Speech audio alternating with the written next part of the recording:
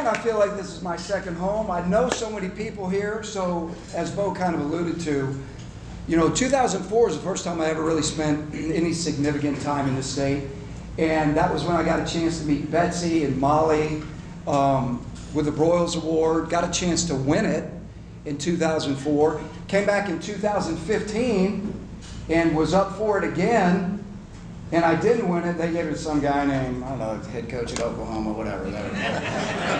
But anyway, and Lee Zimba's mom, who I had the chance to coach Lee in college, Bo Mattingly, who I've done a lot of different interviews with. And so anyway, my point is that it's awesome to be back here. I'm sitting with Tim Horton's dad, who's a good friend of mine as well. And again, it's just great to be back here. Now, you know why I like speaking out of state? Because, now get this, I have not been the head coach at Auburn for 6 years. And half the state still hates me. Like, this is a real story now. Like, so one of the first speaking engagements I ever did in the state of Alabama was not an Auburn function, it was a fundraiser. And so literally like half the room was Alabama, half the room was Auburn.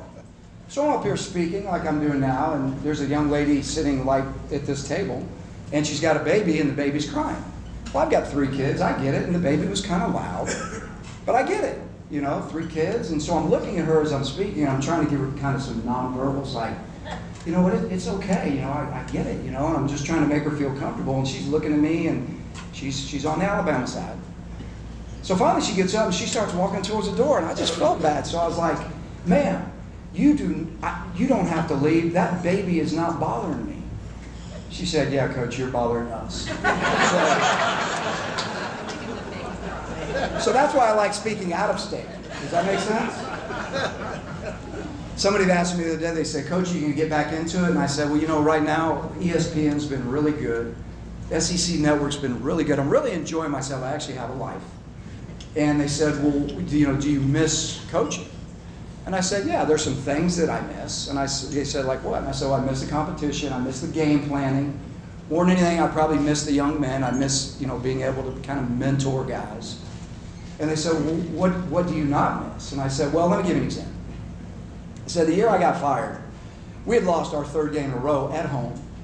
And you guys can relate, right? So, I couldn't resist. Too early? Is that too soon? Too soon, sorry. Okay.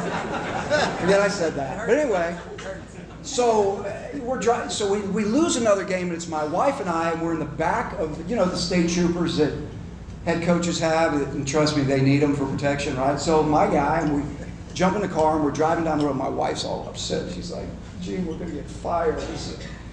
I said, baby, I know there's not many people happy with us right now, but I said, look around. And it's about 10 deep on both sides, and we're flying down the road because the state trooper's taking us to my radio show. And I said, you know what I'm going to do, baby? I said, I'm going to take this $50 bill out of my pocket. I'm going to throw it out the window. We're going to make one person happy here today. So we're zipping down the road. I pull it out. I roll down the window. I throw it out, and there's a pile on that thing, and a lady comes up, and she's waving the $50 bill. I said, look at that, baby. We made one person in the stadium happy. She goes, can you roll down the window and throw 2 50s out and make 2 people happy? And the state trooper looks at me and goes, or roll the window down, throw yourself out, and make everybody happy. So, I don't miss that, but that's what happens, right? All right, let me catch you up a little bit. Bo kind of brought you up a little bit to speed. So, been very blessed in my career, 30 years of coaching. My most recent stop was the defensive coordinator in North Carolina. We were having a lot of really good success. I really enjoyed myself. But when I took the job at North Carolina, Larry Fedora was the head coach. He's a very good friend of mine. And he asked me to come run the defense. And initially I said no. Through a lot of persistence, I eventually said yes. So I went to Carolina. We had 2 great years there. Played for the ACC championship against Clemson, 2015. But I never moved my family. I never moved my family. And so what we did is we commuted, and it was tough. So my girls were in high school. I didn't want to uproot them. So I didn't move them to Chapel Hill. They stayed in Auburn. My son was a freshman. He stayed in Auburn. And so my wife and I made it work. We traveled back and forth. It was tough. And so, you know, in 2 years, that I did that, I saw 2 football games and 2 baseball games of my son in high school. And I reflected back on my previous years, and I was like, you know, up to date, I've never made a decision professionally or for my family that I've regretted. Not one. And I really started thinking about it. We played Stanford in the Sun Bowl in 2016, and I'll never forget, I was on the bus with my wife, and we were pulling out of the Sun Bowl, and I said, you know, this is not okay. I started reflecting back on me kind of not being there for my daughters, and they were freshmen at Auburn. My son has played freshman and sophomore football, high school football. Haven't seen any of those games. So I just dropped the anchor. I said, this is enough. Enough is enough. And I really tried to kind of put my money where my mouth was, and I just went in and I resigned. And so for the last 18 months, I've been home. Obviously, ESPN gave me a job, which I'm very grateful for. So I work as an analyst with ESPN, but I have 0 regrets. And before I kind of get into the meat and potatoes of what I want to talk about today, I do want to say this, because I know there's a lot of fathers out there. Bo and I were actually having this discussion before I came here. And there's a lot of guys struggling with trying to find a balance. And it's really, really hard. So you got young guys in this day and age with social media and the, I guess, pressure to succeed for everybody. And it's not just specific to males, it's females as well. But there's so much pressure these days to succeed. And that's kind of, unfortunately, what everybody measures people by. And it's hard to find a balance. But I want to encourage you. I've been home for 18 months. I have 0 regrets. I always say this to guys when it comes to raising their family. Go fishing with your boy so you don't have to go fishing for your boy. And that's kind of what I'm able to live out right now. And I know my circumstances are different, but I do want to say, and I really want to make an impression, because I very rarely get a chance to do this to groups of people at a time, but when I do, I always do this. Make sure that your family, your wife, and your children get the best of you and not the rest of you, because it's very easy for that to happen. And, you know, you got to be intentional if that's not going to happen. It's not just going to happen, you know, with you saying, well, let's let life unfold and we'll see what happens. You have to be very intentional in terms of what you do and how you do it. And I want to encourage you to do that. You know, all of us professionally, if you're working your way up the ladder, you always have a plan. You always have a plan. You know, if you're going to take a trip in the car, you always have a plan. You know, I'm going to go here, and then I'm going to stop here, and then we're going to go here. If you're running a business, you always have a plan. No matter what you're doing, you always have a plan to anything that matters to you. So I want to impress upon you the importance of you having a plan with your family, because unless you have a plan, it's like anything else. It doesn't just materialize on its own. You got to have a plan. So I say that because I'm in a period of my life where I can do that. I can be very intentional about what I'm trying to accomplish. Not that I didn't do that when I was coaching, but I think obviously as anybody, as you kind of get up there in years, you reflect on things that, you know, you wish you could have changed or done different or done better. And I want to kind of just throw that out. Anyway, that being said, I want to talk to you about 3 things today. Excuse me. I'll talk to you about 3 things today. I want to talk to you about championships. I want to talk to you about money in college football. And I want to talk to you about Arkansas football. Those 3 things. How long do I got, Bo? 20 minutes? 30 minutes? Because I got some things I want to say. Number 1, I want you to understand this. Now, this comes from a guy who can't stand up here and say I've won 6 national championships. Okay, I have not done that. But here's what I have been a part of, and it's not because of me, it's just what I've been a part of. I've been a part of 7 division championships in Power 5 football. That's in the Big 12, the ACC, and the SEC. I've been a part of 5 conference championships in the exact same 3 leagues. And I have been fortunate enough to be on 2 teams that have won it all. And to me, championship is a word that gets tossed around by people a lot. Okay? And people don't really understand what that is and what that takes. It's a really watered down word because every fan base, everybody expects to win championships. There's only one, guys. There's only one. There's not 2. And they're really hard to come by. And everybody's going to equate, we ought to win a championship because we're paying our coach X amount of money, whatever money that might be. In some ways, that's fair. But in some ways, it can become very unrealistic. And championships are just hard to get to. Much less when you get there winning it. So the first national championship game that I ever played in was against USC in 2005 in the Rose Bowl. And we were playing what we considered to be a USC team that was at that period of time, quote unquote, supposedly the best college football team in history. At least offensively they were. So when you get to these games, if you are lucky enough to get there, and it was 1 versus 2. We were 1-2 the whole year. Texas, USC, 1-2 the whole year. So we get to the game, and I'll never forget. I was the defensive coordinator, and they've got Reggie Bush, they've got Matt Leinart, they've got nothing but first and second round draft picks on the whole offense. And it's 38 days I have to plan to stop these guys. And I'm tired of looking at them. I mean, I can't turn on one channel. I'm in my hotel room in Pasadena just trying to find something that is not football related. I mean, I can go to the cartoon channel and there's some about USC on there. So game day can't get here fast enough. 38 days. So the game starts, the game unfolds, and guys, have you ever had a plan that just unfolds perfectly? I mean, the first half, we go into the locker room. Now, they're averaging like 50 points a game. Averaging. It's 16-10. Texas is up.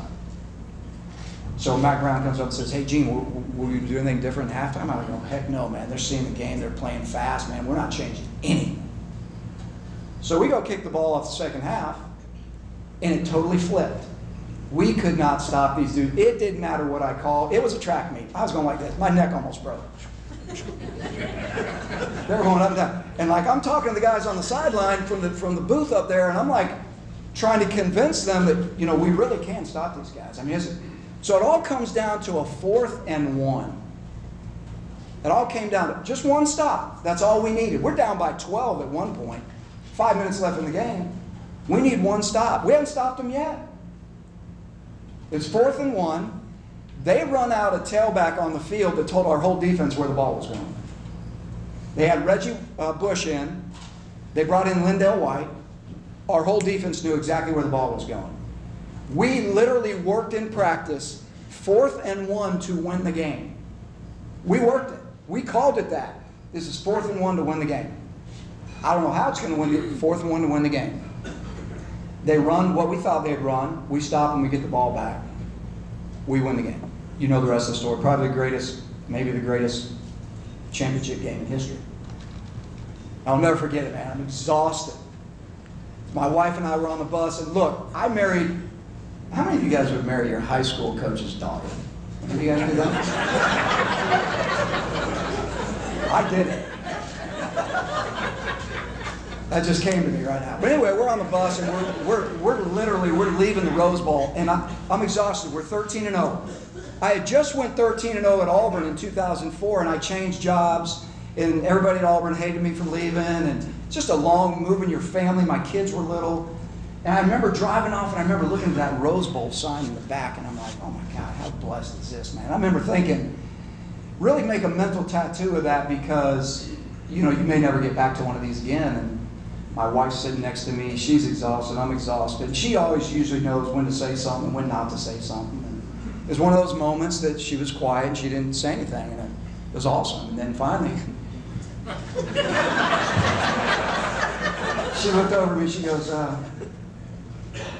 so did you just give the defense the second half off or what? What happened? Anyway, that doesn't really have anything to do with the story. But the point is they're really, really hard to win. Then, as we won it with Auburn 5 years later as the head coach, that came down to a walk-off field goal. But there's so many things that have to happen to truly win a championship. Everybody talks about, oh, we hired this guy, and we haven't won a national championship.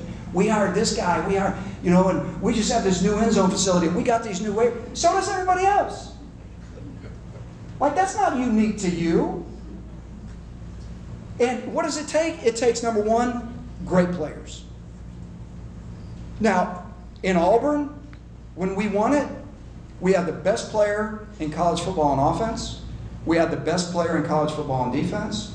And we had a bunch of really, really good players to go along with it. Not a bunch of draft picks. Lee might have been one of the only ones.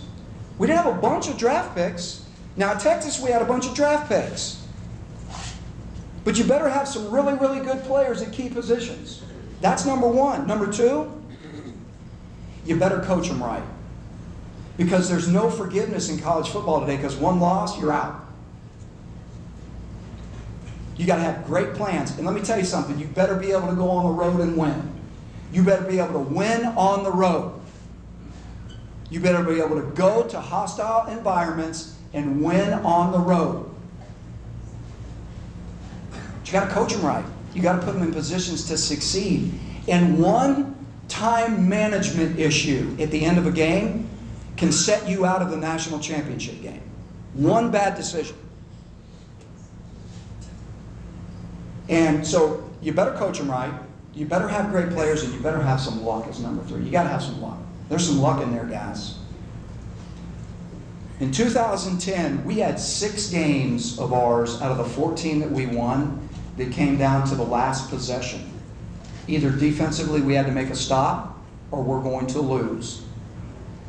Or offensively we had to score, or we're going to lose, potentially. So those games come down to the end. You got to manage them well. You got to have a little bit of luck. I mean, people look at the run, and I don't know if you remember that Mike Dyer had in the national championship game where the dude thought he was down and everybody quit and he kept running on it. Don't you think there's a little luck involved with that? I mean, so there's always some luck involved with that when it comes to the championships. But championships are very difficult to come by. Make sure you understand that. Because I know the expectations at Arkansas should be very high. But you got to walk before you can run. So that's number one. Number two, I want to talk a little bit about money in college football. The money in college football has become insane. So let me give an example. A friend of mine who's a head coach in the NFL, he called me and he said, Gene, I want to hire a secondary guy. He says, recommend somebody to me. I said, all right.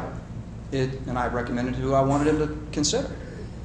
And he said, okay. And he said, where's he at? And he was a coach in the SEC. And I said, now you got to be ready to pay him.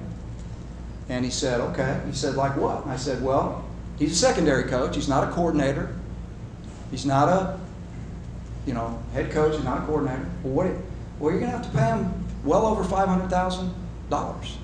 He's in the NFL. And he went, what? I said, yeah, that's what they pay in the SEC.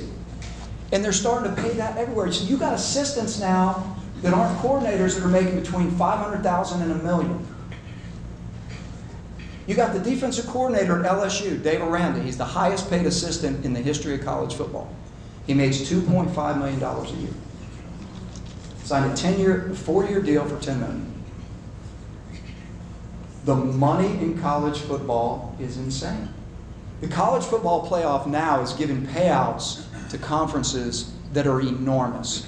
The ACC and the Big Ten last year got almost a $90 million payout. And every league gets these huge, huge payouts. That's why you can see Nick making $11 million. That's why you can see all of these things. That's why it is an arms race with recruiting that you don't fall behind. Now, facilities aren't going to necessarily guarantee you a recruiting win, but I can promise you it will solidify a recruiting loss if you fall way behind. You got to have them. Clemson just spent $55 million on their new facility. I did the Miami game on last Thursday night in the booth. Mark Rick walked me around their new facility of $40+ million. And he said, we got to have it. I mean, and it's just a football-only deal. Indoor, the whole, you got to have it.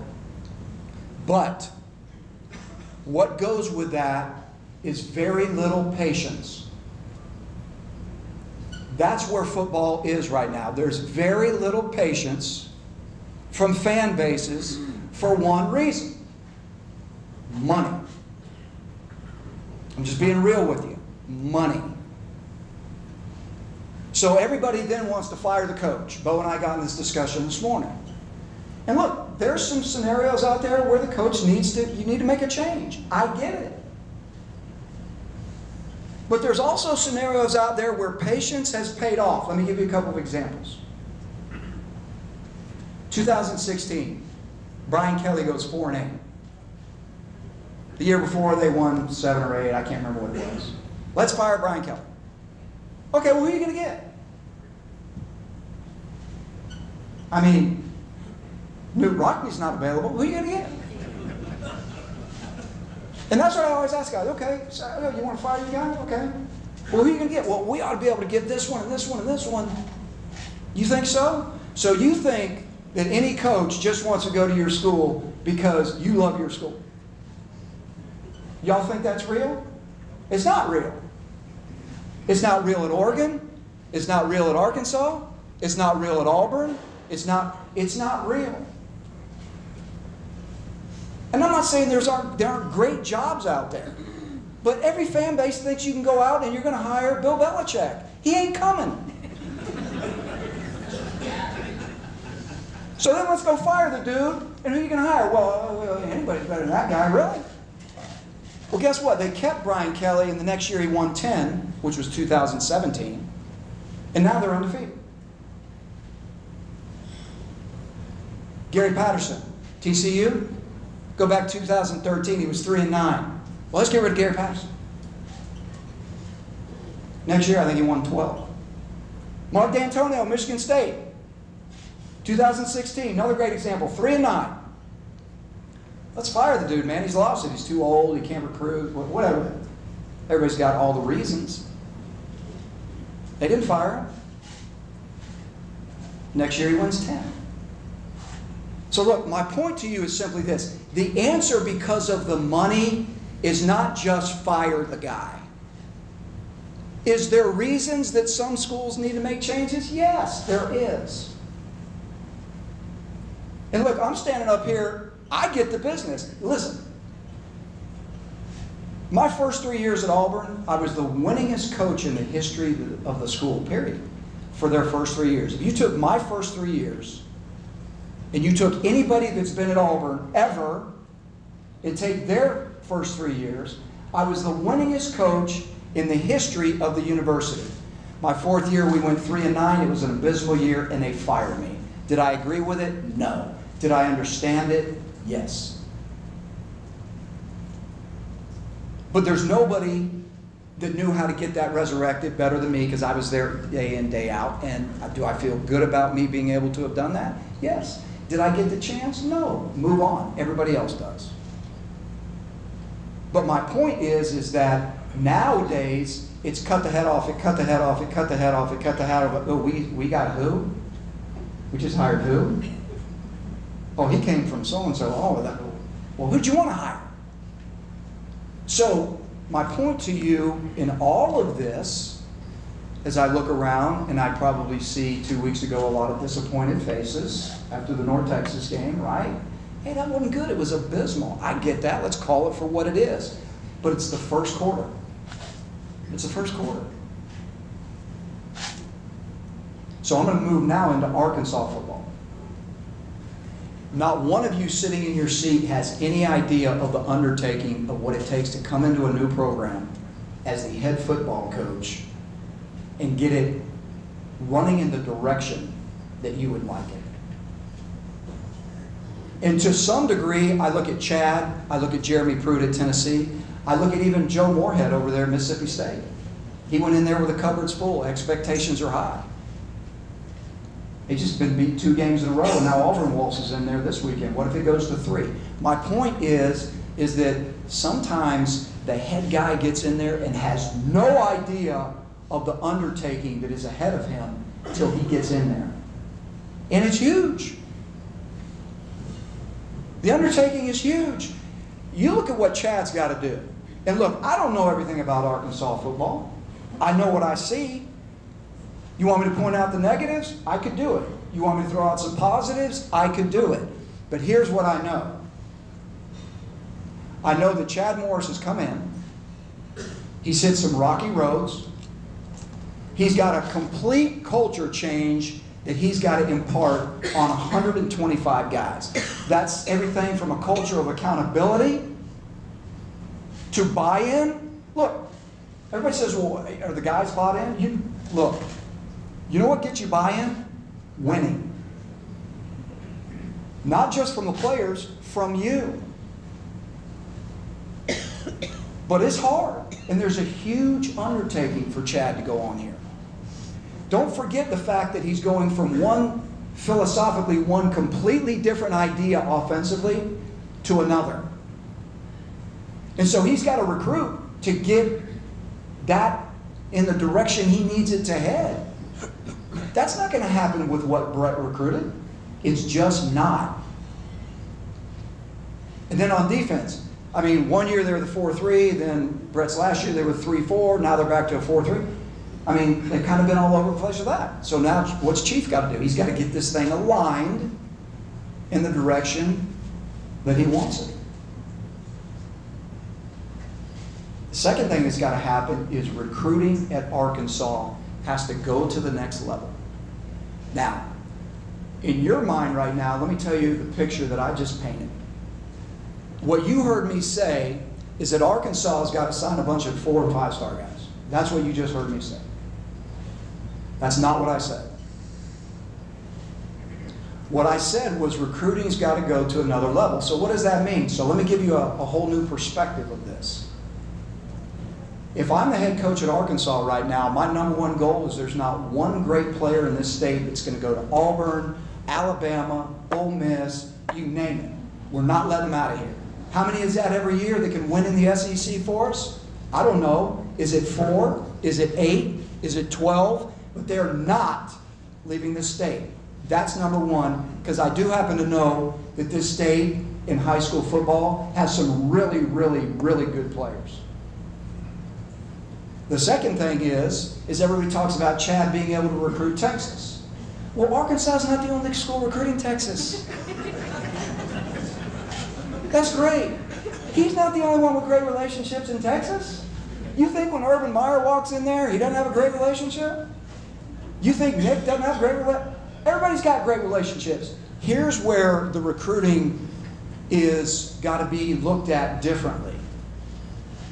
He doesn't have to be a 4- or 5-star guy. Now, it would be nice. But if he's a 3-star guy or a 2-star guy or a guy that no one even looked at, he was totally under the radar, but I evaluated him, I brought him into my program because I saw something nobody else did. I saw a great fit for what I'm doing, and then I developed this dude. And maybe nobody's heard of him for 2 years, but year 3, year 4, year 5, that's when he becomes a real player. That's recruiting. Because y'all are going to look at signing day when we do it on the SEC network, and you're going to see all these 4- and 5-star guys everywhere, and definitely it makes a difference. But it doesn't mean that if you don't get them, you're failing. It means that you get some of those, sprinkle in some 4-star guys, maybe get a 5-star guy every once in a while, but those 3 stars, man, you have done your homework, and you have recruited, and you know they're an exact fit for what you're doing, and you develop those guys. That's it. So, this weekend, let me go back. I'm going to go back to last week real quick. I'm going to talk about Alabama, then I'll take some questions reluctantly, Bo. Can we do that? All right. So, let's go back to last week. You know what I love? I'm going to pull some positive, okay? Some of y'all look like you need some positive. Y'all need some positive? I see a lot. Yeah, we need a lot of positive. 17-0. It was an amazing, amazing feat of guys digging their cleats in and digging their heels in and saying, no, I'm going to compete. I'm going to grind. I'm going to fight. And we're not going to let this thing get out of hand. 17-0. Now, why is that so huge? It's huge because of the way the previous 2 weeks have unfolded. Look, North Texas was somewhat of an anomaly, guys. You turn the ball over 6 times. You get a punt return and a pick 6. No one's going to win that game. I don't care who you're playing. So then you move on to the next week, and you know what? The score at Auburn was 34-3. And obviously you walk out, and if you just read the headlines, it sounds like it was a dadgum drubbing. It was not. And those dudes fought. And then you turn around, you start out with a kickoff return for 100 yards for a touchdown. You say, oh boy, here we go again. The next thing we look up in the fourth quarter, it's a one-possession game with a chance to win at the end. Now the downside is you have absolutely no chance of that happening this week. No offense, but I'm an analyst, so I got to tell her that I see it.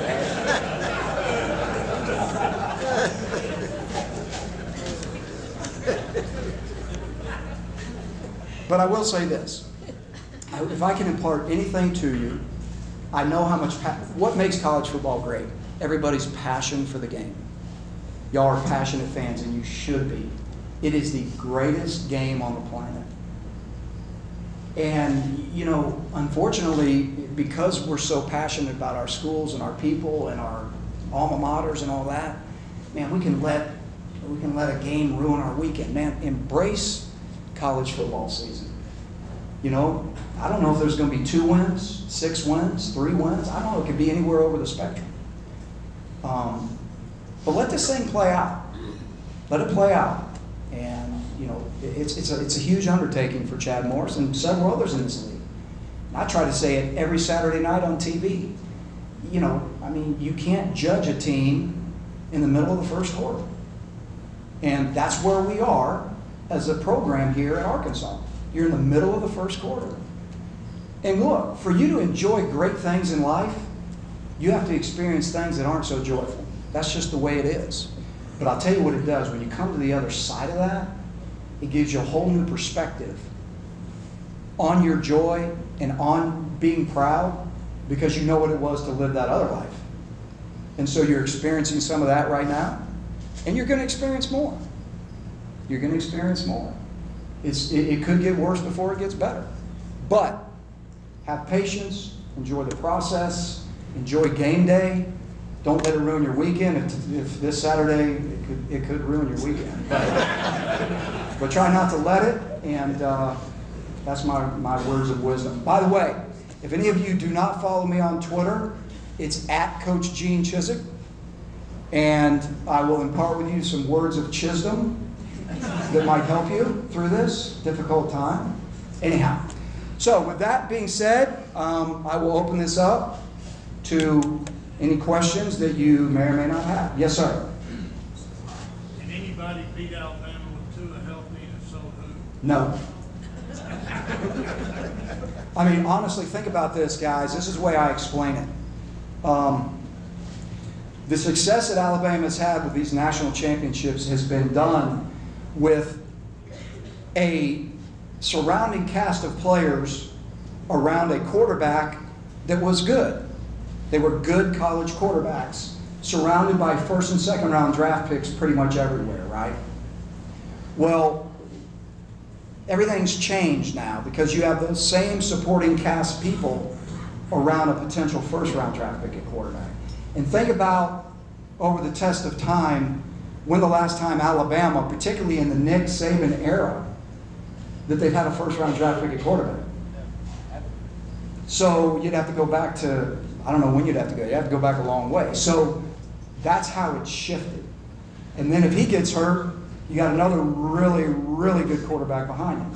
And nobody in college football has that scenario at quarterback that I'm aware of. Yes, ma'am. Coach, I'd love your opinion on the new redshirt rule and just how you think it's going to change the league. Yeah, well, it already has. That's a great question. She asked, what about the new redshirt rule? And, you know, the coaches adopted this, and I thought it was a very good rule for the intention of the rule. The coaches adopted this so that, you know, you could play a kid and play him for 4 games and not burn a year. So let me give you an example. So the example would be, I'm in the 11th game of the year, my quarterback gets hurt, and I wanted to really redshirt this other quarterback, but now I can play him, because I can play him these final 2 games if my guy's still hurt, get my quarterback back for the bowl game, and I can still redshirt my quarterback. Well, that makes sense. And the reason it makes sense is from a health issue, because what coaches' kind of angle was that near the end of the year when your teams are getting beat up, you can now use some guys that are freshmen as depth, some even starters, when your team is really beat up and beat down, and you don't put a guy that's playing in harm's way because he's got to play 90 plays during the game and he never can take a break because we don't have anybody else. So it was also kind of a health issue. Well, what happens when you make new rules? What happens when you make new legislation on a lot of things? What comes with that? A lot of time, unintended consequences that come with it. What is that unintended consequence now? Well, we saw it play out at Clemson. We saw Trevor Lawrence get named the starter. Kelly Bryant says, I'm transferring. So it's the intent of the rule, I think, is really, really good. I think probably what's eventually going to happen if this continues to unfold is that they're going to have to go back and maybe kind of make some addendums to that rule so that they don't see this happening as much, particularly with the older guys that are seniors, juniors, that still would have 1 year of eligibility left. I think they'll have to eventually relook at it, but the unintended consequences made this really interesting. Great question. That it? Not much to say. Yes, sir? Coach, I know where you've coached before. Tell us about where you're from and how you got into the coaching. That's great. So he asked where I'm from and how I got into the coaching profession. My dad was an educator. My dad played college football. My dad was a World War II Marine. And I remember back in the day sitting on his lap growing up, watching the old Green Bay Packers and Minnesota Vikings, breathing the smoke. And he was a football junkie. And he was actually a high school football coach before he became principal. And that's just kind of all I really wanted to do. And, I played the game since I was 8 years old. I was born and raised in Florida, one of the few that actually were born and raised there. And went to the University of Florida, played for a guy named Charlie Pell.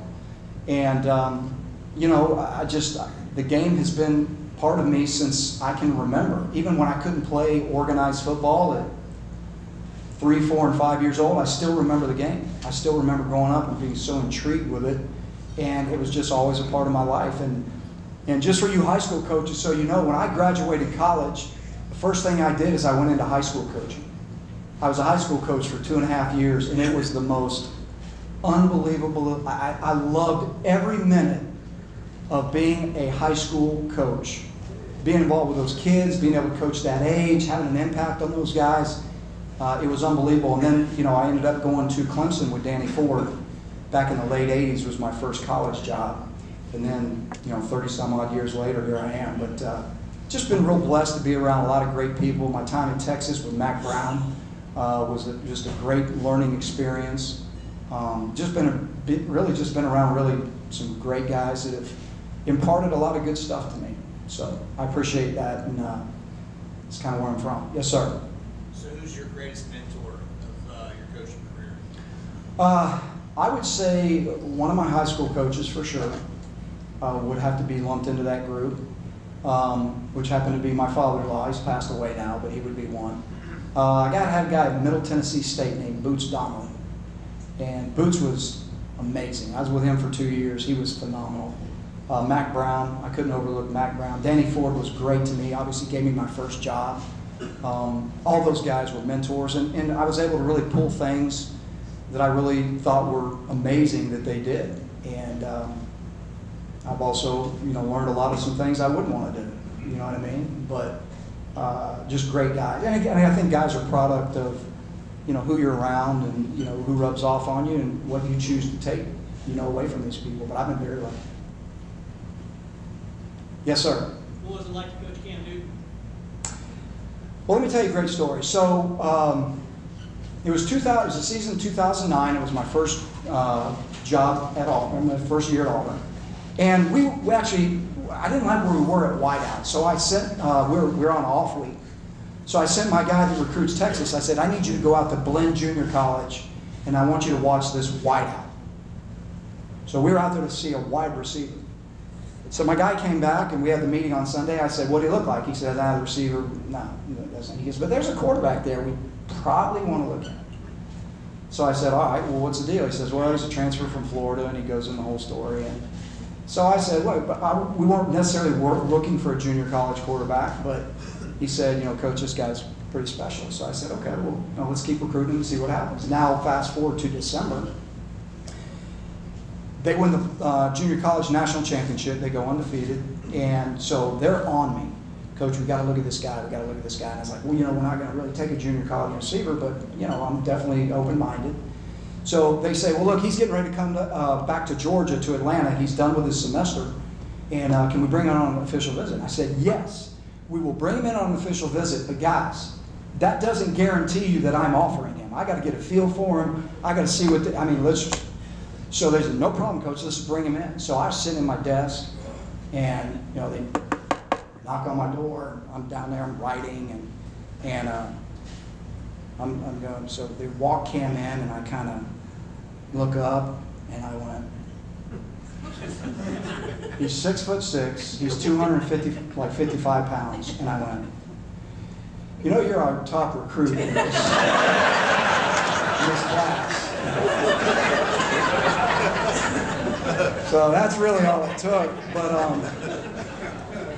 But you know, the thing is, you see Cam, and you see all this funky stuff he wears, and you see all this, you know, all this kind of image that he portrays, and you know, some like it, some don't. That's America, right?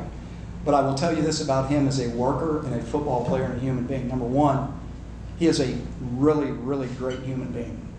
Like the very first conversation that I had with him when he walked through the door, I said, let's say football's out of it. There's no more football. Doesn't matter why, there's no more football. You get done playing 2 years here, what are you going to do? He says, I want to open my own daycare. So he's got a real heart for kids. Like he would walk through this door and walk past every adult and go straight to the 4-year-old. Like that's what he would do, because that's what he cares about. That's what he loves kids. You know, he's one of these guys that in practice, he works. I mean, anything we asked him to do, he did it. And he did it full speed. And if we didn't like the way he did it, all you got to do is tell him. And he's going to change it.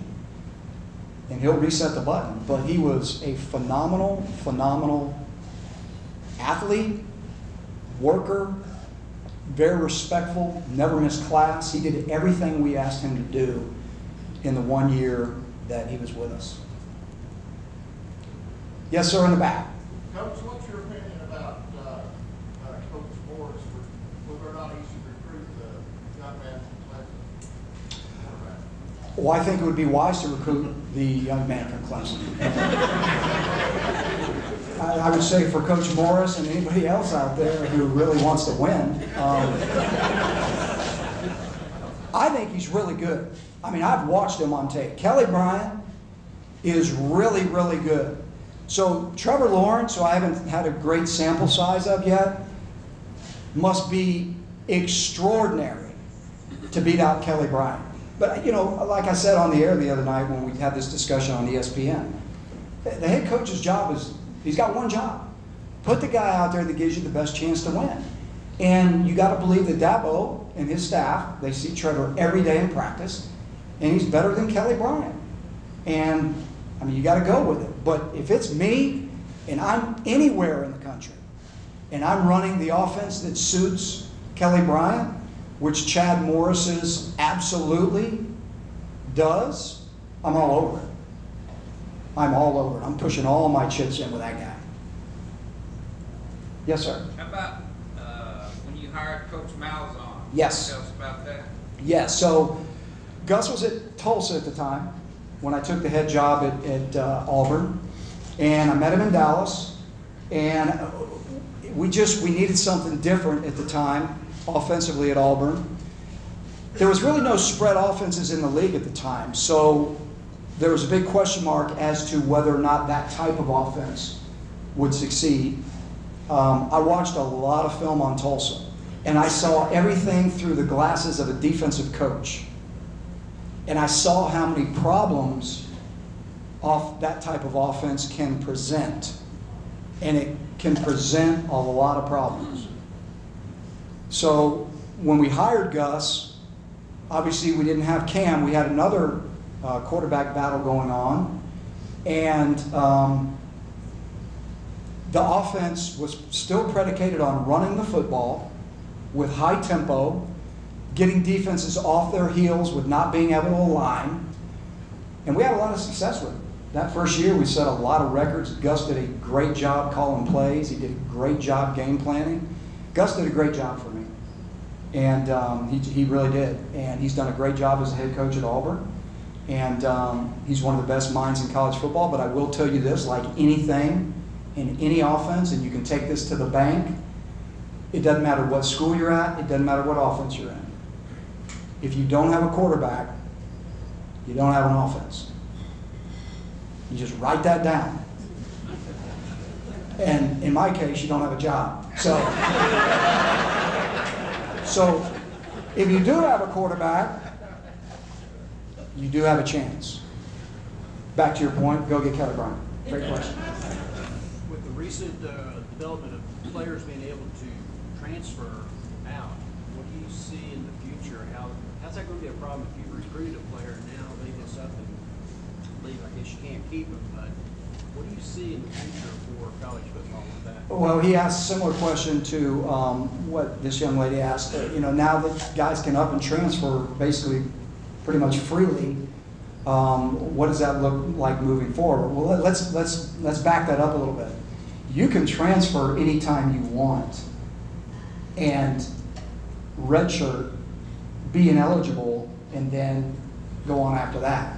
The problem is becoming now the guys that can transfer and be eligible immediately, and that is because they're graduating.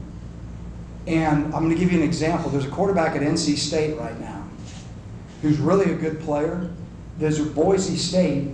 He graduated in 2 years. This is his third year at NC State. So where you're going to see quarterbacks going with this is their senior year of high school, they're going to be ahead of the curve. They're going to get 1 whole year of college done before they leave high school. Then they're going to get to college and they're going to load up just in case. And I use that as quarterback, and that's probably a little unfair. This could happen with anybody, but quarterbacks is kind of where the spotlight is right now. And then they're going to be able to try to graduate in 2.5 years because they had a year in high school of college credit. And now if things aren't going like they want, they're going to be able to transfer. I see it through 2 sets of lenses. I get it that everybody wants the best for themselves because everybody looks at themselves now as a brand. Everybody's got their brand, right? My brand's not high enough here. I'm going to transfer and I'm going to make my brand, elevate when I go to school X, Y, and Z, right? So, but, I don't like it as a coach. I don't like the message to young people today that if you don't get what you want, move on. Go someplace where you think the grass is greener. I get it, but again, I'm seeing everything through a 50-some-odd-year-old coach's lens, right? I don't like that message for my own children because I think you have to battle through things in life to get to the other side of it. And you're going to make decisions that aren't good. And that doesn't mean you can just move on. Sometimes you got to press through those decisions and get to the other side. So I see it from both lenses, but it is a problem. And I don't think it's a great one for coaches right now. So moving forward, there will be some more dialogue, for sure. Guys, I enjoyed it. God bless you guys. Have a great day.